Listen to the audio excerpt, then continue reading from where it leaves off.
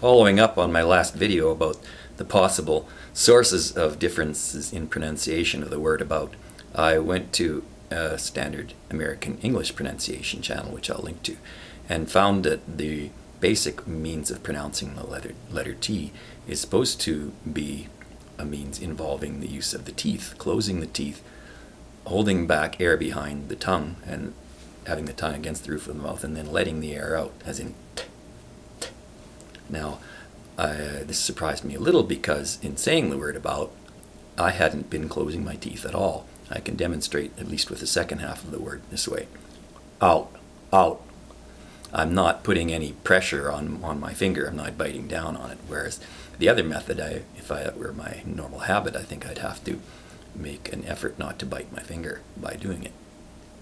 So the possible source of the pronunciation difference could have to do with the pronunciation of the letter T, because the first method involves closing down the mouth in preparation for the T sound, about, whereas the second involves just leaving it open and doing all the work with the tongue, about.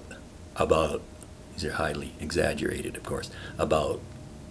So then in the time that it takes the tongue to come up while not closing the mouth, it's easier to make that ow, out, out, out, out, out sound when you don't have to lift the tongue as far, whereas perhaps on the second pronunciation, about, I'm exaggerating this a lot, that can change the shape of how you form the sound in your mouth, and that might be the source of the difference. I was actually surprised that there even are standard rules and exceptions to those rules for American English, because I was used to the quote from the song Why Can't the English in the musical My Fair Lady, in which Professor Higgins maintains that there's no such thing as English on the far side of the Atlantic from England.